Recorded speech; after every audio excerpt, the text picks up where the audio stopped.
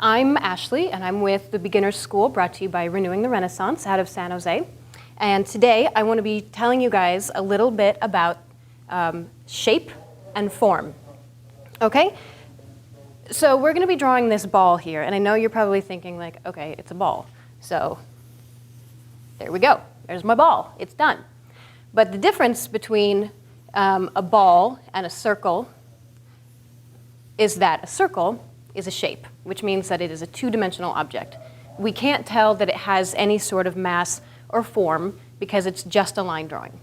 And so when we turn this shape into a form, what we're doing is adding value.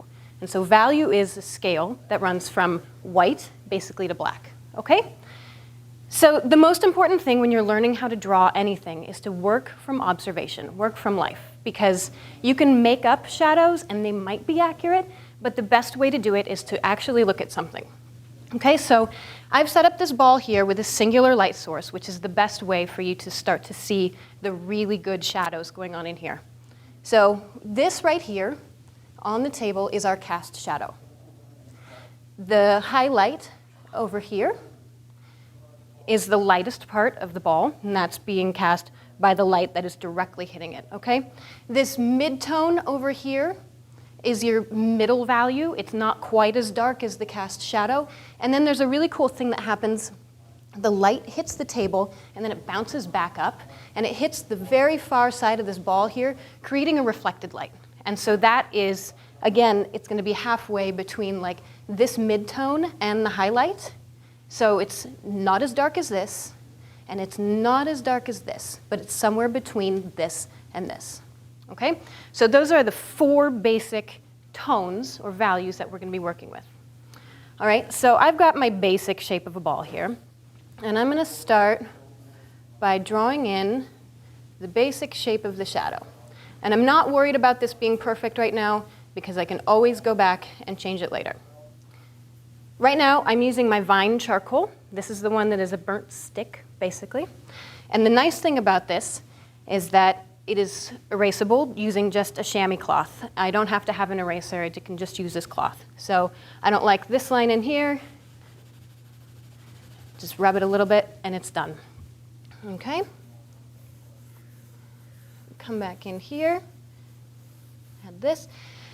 And so in order for me to gauge best what is dark and what is light, I'm going to add in my dark colors first. So using the side of my charcoal, I'm just going to quickly sort of block in that dark. Do you guys want to do this along with me, or you want to wait and see how I do it and then do it after? You want to wait? Okay. All right, so I'm going to add in some of these dark colors and then smush it around with my finger a bit.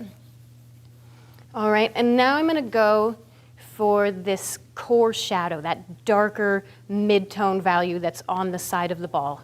So looking at it, I can see that it's right about in here. I'm going to leave a little bit of space back here for my reflected light that I was talking about. Okay, so go ahead and smudge that a little bit. And so here, I'll darken this up some more. This is still the dark part. All right, and then this mid-tone, and then this is halfway between this and this. All right? So then, to get some darker values, I'm going to switch from my vine charcoal to my compressed charcoal. So I'll just go in and start refining this shadow in here. Get it nice and dark, and if you look at the ball, you really look at it, because that's the important part with drawing from observation. If you look at it, the cast shadow is not the same amount of darkness all the way through. It's not as dark here as it is back, or it is not as dark here as it is up here. It's darker directly beneath the ball. Okay, so then it just starts to fade out a little bit more. And then I'm going to show you kind of a fun trick. You're going to get really messy. I told you this stuff was messy.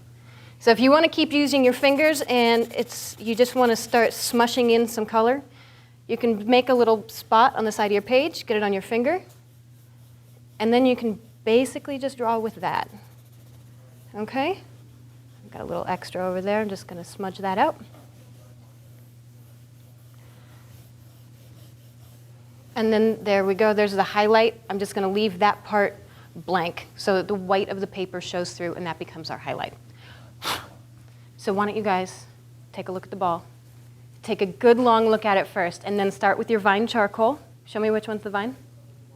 Very good. All right. Now lay in the basic shape of your circle, of your ball.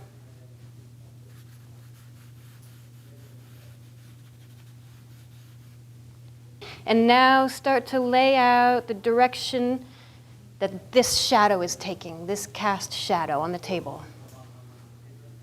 Really take a look at it. Where on the ball is that starting?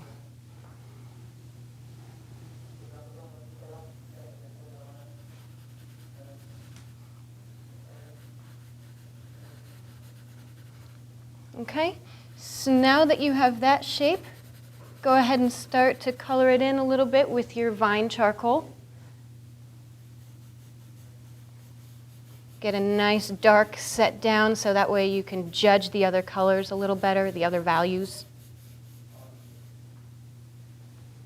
There you go. And if you flip it on its side, if you use the charcoal like this, you'll get a nice thin line. If you lay it on its side, you can get a much broader line. So that way, when I'm working on my ball, instead of doing this and using the small side, I can do this, and I can cover a lot of ground really quickly.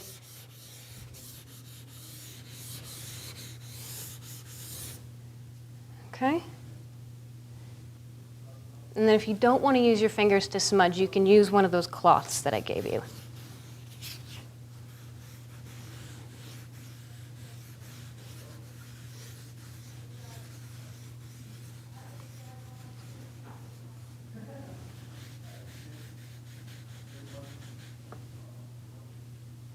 Excellent. And now the next step, remember here, this darkest part of the ball, the midtone or the core shadow. So look at the ball like this with really squinty eyes, and that's going to help you start to see the differences between the values. So can you see which is darkest part of the ball when you squint your eyes?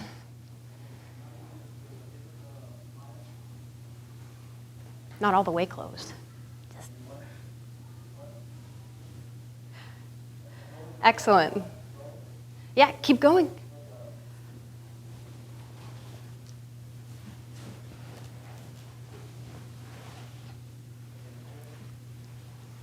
There you go. Excellent. And then don't forget to leave a little bit of reflected light. If you guys need, I have an eraser. You can always come back through with a kneadable eraser. I like these because they'll take any shape that you want. And so you can make it into sort of a flat shape and come in here, and we can refine this edge a little bit more.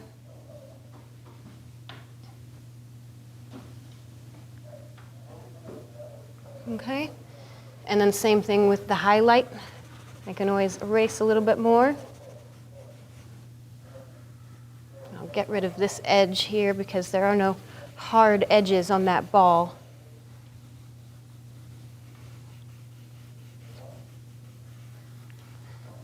And then there's a cool thing you can do. In order to make something look lighter, you can make the surrounding area look darker. So if I want this highlight to really stand out a whole lot, I can just do this. Start to put my charcoal around this edge here. That'll be my background. Now look, that highlight stands out a lot more.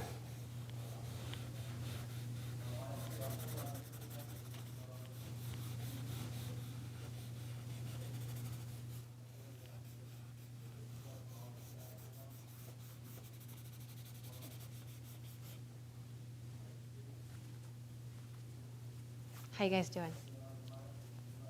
You can move on to the compressed charcoal if you want, if you're ready to start making it darker. Looking good. All right.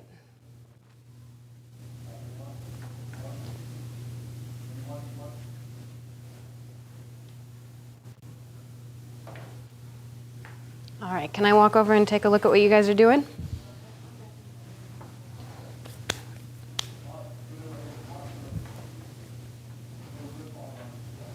Excellent.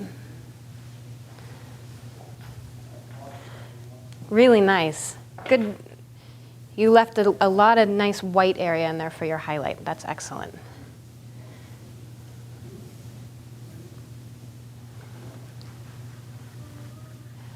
Nice. Your shadow is nice and dark. That's awesome. A lot of artists have trouble with making things dark enough, because that can be really scary. This looks great. Thank you.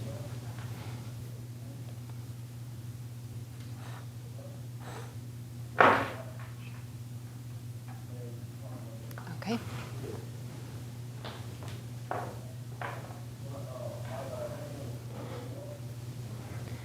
Okay. That's pretty much it, guys.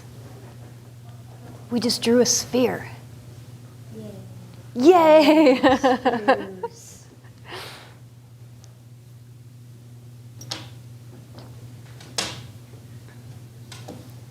And, you know, you can draw more than just balls with spheres. What else could you draw with a sphere, do you think? Comet. Yeah, you could totally make it a comet. A bouncy ball. A bouncy ball. Or if you added some checkers onto there, it could be a... Soccer ball. Or a soccer ball. Or, you know what else is based on the sphere shape? Your heads. Oh, yeah. We could make a human head out of a sphere. We could also make an apple, if we just change it a little bit. Or an egg. Did you have a question? Yeah, aren't eggs more pure shapes, so we would have to make the light more Yeah. Yeah, totally. So what you would do is start off with your same basic ball shape, right? And then we'll just add like a little cap on it, okay? And so then the same rules are going to apply. You're still going to have that same core shadow and a mid-tone value over here. You're still going to have your reflected light. The shape of your shadow is going to change, but it's still going to be there, and they're going to be the same values. And so that's what's really exciting about learning these geometric shapes.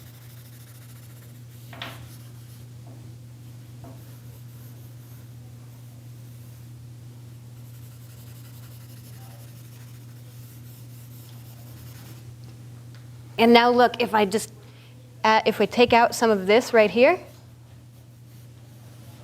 and I add this, what do I have?